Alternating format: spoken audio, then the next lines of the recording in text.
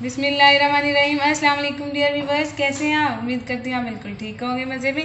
सदाबहार खाने में आयशा खान आपको वेलकम करती है और उम्मीद है कि आप सब बिल्कुल ठीक मज़े में होंगे, अच्छे अच्छे खाने बना रहे होंगे ईद के बाद। और आज मैं आपके साथ ईद के ही रिलेटेड आज रेसिपी शेयर कर रही हूँ। आज मैं बनाने लगी हूँ पाए, ठीक है।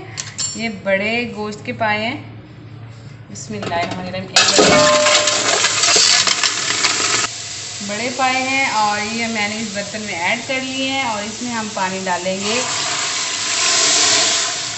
नीचे आंच मेरी बिल्कुल स्लो है। और ये पाए के साथ अगर आपके पास कोई हड्डियां है ना इस तरह की बड़ी वाली, तो आप ये भी इसमें ऐड करें। इससे बहुत अच्छा टेस्ट आएगा। आपके पाए बिल्कुल साफ़ सुथरे होने चाहिए, तो इससे टेस्ट बड़ा ज़बरदस्त आएगा। और अगर आपके पास कोई चर्बी के साथ वाली कोई बोटियाँ हैं तो हड्डी बोटी जो भी है वो इसमें ऐड करेंगे तो उसके साथ भी और ज़बरदस्त टेस्ट आएगा। अब ये पानी मैंने तकरीबन 2 लीटर पानी लेना है और इसको बिल्कुल हमने कवर करके 4 से 5 घंटे के लिए रख देना है और भूल जाएंगे वहाँ पड़ा है। बिल्कुल दम वाली आंच पे रखेंगे, ठीक है। पानी ऐड जो करेंगे उसके साथ ही मैं ना अदरक और लहसुन का पेस्ट 1-1 टेबलस्पून ऐड करूँगी। इससे ये होता है कि हमारे जो पाए हैं ना ये पक के तैयार जब होंगे इसमें स्मेल एक महक सी होती है वो जो है नहीं आएगी।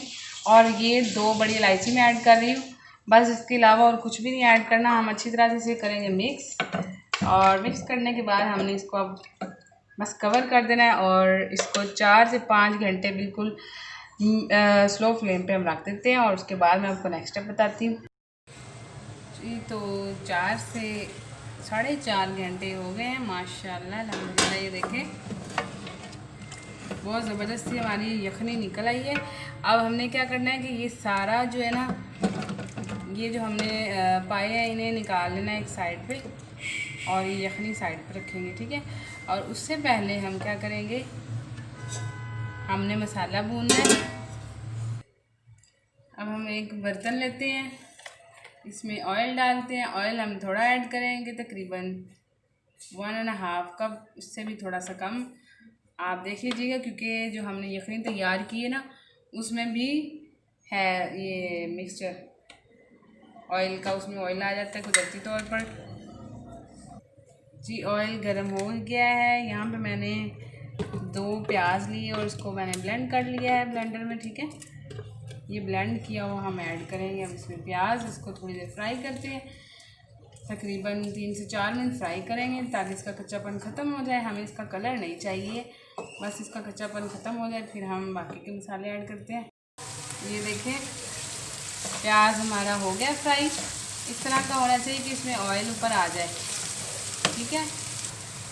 अब इसके बाद हम अदरक लहसुन पहले भी ऐड किया, लेकिन अब हम हाफ टी स्पून ऐड करेंगे अदरक लहसुन का पेस्ट, क्योंकि अब मसाला बना रहे हैं तो वो तो हमने यखनी के लिए तैयार किया था ताकि हमारी यखनी में अच्छा सा टेस्ट आ जाए और मज़ेदार सी हमारी यखनी रेडी हो गई है। अब इसे 2 मिनट तक हम फ्राई करते हैं ताकि इसका भी कच्चापन ख़त्म हो जाए।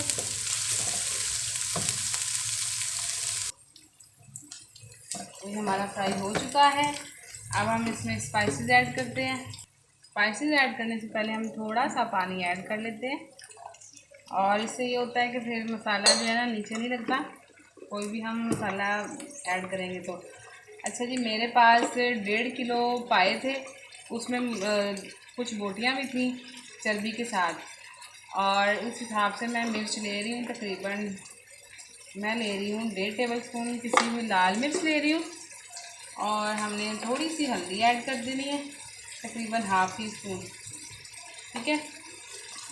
और नमक ऐड करेंगे इस हिसाब से कि क्योंकि गोश्त खुद भी नमकीन है थोड़ा सा, और उस हिसाब से हमने नमक ऐड कर देना है। मैं ले रही हूँ यहाँ पे 1 टेबलस्पून भर के नमक। और अब हमने कर देना अच्छी तरह से मिक्स से, और इस मसाले को 3 से 4 मिनट तक हमने भूनना है ताकि अच्छी तरह से मिक्स हो जाए और भून जाए। और इसके अलावा मैंने कोई चीज़ ऐड नहीं की है, बस नमक मिर्च और हल्दी ऐड की है और हमने कुछ ऐड नहीं करना। ये 3 से 4 मिनट हो गए हैं। अब हमने क्या करना है जी, अब हमने जो यखनी वाले पाए हैं ना, वो सिर्फ यखनी नहीं ऐड करनी, सिर्फ हमने ये पाए ऐड करने हैं और जो बोटियाँ इसमें ऐड की हैं वो सारी ऐड करेंगे। इसका टेस्ट बहुत ज़बरदस्त आता है, आप ऐड करके बना के देखिएगा, ऐसे बहुत ज़बरदस्त बनेंगे। हमने इनको मैं सारे पाए ऐड करती फिर आपको दिखाती हूँ। ये पाए ऐड हो गए और इसके बाद मैंने थोड़ी सी दही ऐड कर देनी है, तकरीबन हाफ कप मैं दही ऐड कर रही हूँ, ज़्यादा नहीं ऐड करेंगे, ठीक है। और अब हमने इसकी कर देनी है भुनाई शुरू। इसको हमने भूनना है इतना कि ये अच्छी तरह से मसाले में मिक्स हो जाए और इसे मैं कवर कर देती हूँ तकरीबन 10 मिनट तक, ताकि अच्छी तरह से ये मिक्स हो जाए। हमारे ज़बरदस्त से पाए फिर रेडी हो जाएंगे जी। तो तकरीबन 7 से 8 मिनट मैंने भून लिया है, ये आप देख सकते हैं।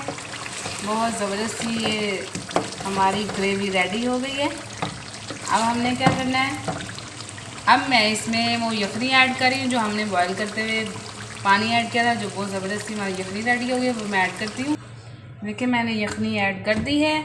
अब मैं कर दूँगी मीडियम फ्लेम और इसको हमने अब इतना कुक करना है कि आप जितनी कंसिस्टेंसी चाहते हो कि इसकी हो उतनी ही हम कंसिस्टेंसी इसकी रखेंगे।